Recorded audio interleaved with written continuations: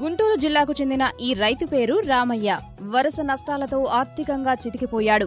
విలువైన భూములను తెగనమ్ముకున్నాడు. గడ్డు పరిస్థితులు ఎదురైనా కన్నబిడ్డల్లా పెంచుకున్న ఒంగోలు జాతి గిత్తలను మాత్రం వదులుకోలేకపోయాడు. ఎడ్లపై మమకారంతో అప్పోసొప్పో చేసి మరీ పోషణ కొనసాగిస్తున్నాడు.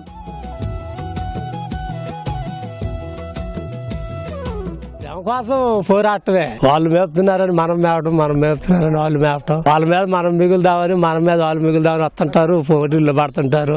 ఎవరు సక్తా కొంది వాళ్ళు పోరాడుతూ ఉంటారు. ఇప్పుడు లేకపోతే ఒక విధంగా ఉంటుంది, గెలుపుంటే సంతోషంగా ఉంటుంది. మామూలేగా పంచాయతీ అలసిన అంతేగా. మరి ఓడిపోతే బాధ, ఇంకోసారి మళ్ళీ పోరాడదామన్న ఆలోచన ఉంటుంది. ప్రకాశం జిల్లా ఖమ్మం మండలం ఎర్రబాలెంకు చెందిన ఎద్దుల రంగారెడ్డి 18 ఏళ్లుగా ఒంగోలు జాతి గిత్తలను పోషిస్తున్నాడు. ఈయనకు వారసత్వంగా వచ్చిన 40 ఎకరాల పొలం 12 ఎకరాలకు కుంచుకుపోయింది. అయినా వెరవకుండా 9 గిత్తలను పోషిస్తున్నాడు. నెలకొచ్చి 14 చిల్లర ఎక్కడ చేస్తుంది. దీనికి ఉండే నష్టమే కానీ లాభం లేదు. పట్టుదల, ఆ పట్టుదలకు భూమి పోయినా ఏం పోయినా కూడా పట్టుదల వదలనమ్మా. ఒక ప్రైజ్ వస్తే ఒక ఫిక్స్ చేసి ఒక ప్రేమ, మనకు పావులు వచ్చినా బ్యాడ్ వచ్చినా పందెం తీయాల, అది పట్టుదల. ప్రకాశం జిల్లా కనిగిరి మండలం పావులూరికి చెందిన గడ్డం వరమ్మ తండ్రికి వారసురాలిగా ఒంగోలు జాతి ఎడ్ల పోషణను కొనసాగిస్తోంది. నిరుపేద కుటుంబమైన ఎన్నో వ్యయ ప్రయాసల కోర్చి పోషిస్తోంది. ఎడ్ల బల ప్రదర్శనల్లో స్వయంగా పాల్గొంటూ తోటి రైతులకు ఆదర్శంగా నిలుస్తోంది.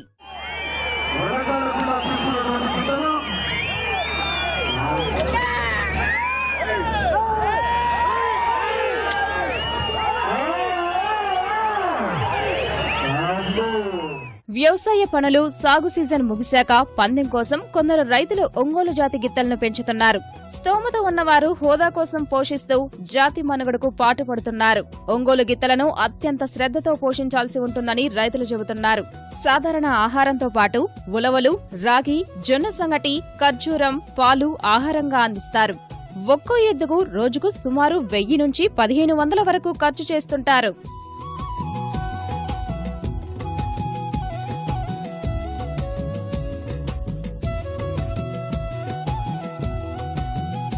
మేము దీనికి ఏంటంటే ఆ కొద్దిగా గొప్ప శ్రద్ధ ఉంటేనే, ఈ ఇప్పుడు 60-70 ఏళ్ళ ముసలోళ్ళు కూడా వచ్చి వీటిని చూస్తున్నారు, కర్రల మీద పోటేసుకుని. అంటే మనలాంటి వాళ్ళు ఉంటేనే కదా వీటిని చూడగలిగింది అన్న ఆలోచన మీద మేము ఈ రకంగా ఇది శ్రద్ధ తీసుకొని మేపుకుంటున్నాం. మునాస బెమ చిన్నప్పుడు చేతుల మీద కాబట్టి బెమ ఎద్దులు లేకపోతే నిద్ర పట్టదు, అందుకని మేము ఈ పని చేస్తాం సార్. అప్పోసపో ఒక 50 బిక్కి రావటం, ఆ 50 ఇందాక తిరగటం, మళ్ళీ ఇంకో 50 ఇంకో దగ్గర బిక్కి రావటం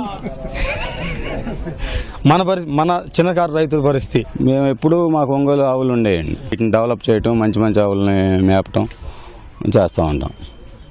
ఈ సంవత్సరం చంద్రబాబు నాయుడు గారి చేతుల మీదుగా బెస్ట్ రైతు అవార్డు కూడా వచ్చింది పశుపోషణలో. వీటిల్లో ఒంగోలు జాతి పశుపోషకుల్ని ప్రోత్సహించేందుకు కొందరు ఔత్సాహికులు ఏటా ఎక్కడో ఒక చోట బల ప్రదర్శన నిర్వహిస్తున్నారు.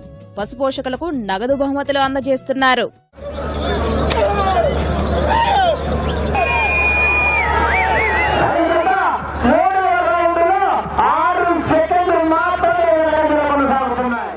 నాకు మా తాతల దగ్గర నుంచి వ్యవసాయ కుటుంబం అండి మాది.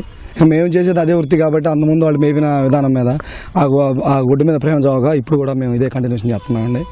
ఇక కాకపోతే ఈ ఎద్దులు మేపుకునే విధానంలో గవర్నమెంట్ ద్వారా ఏదో సబ్సిడీ మార్గం ఏర్పాటు చేసుకోవడం ఉంటే కొంత అనేది ఒంగోలు జాతి అనేది అంతరించిపోయే అవకాశం లేకుండా ఉంటుందండి. ఇట్లా కంటిన్యూగా జరుగుతుంటే మా వెనక తరాలకు కూడా గుర్తుంటుంది.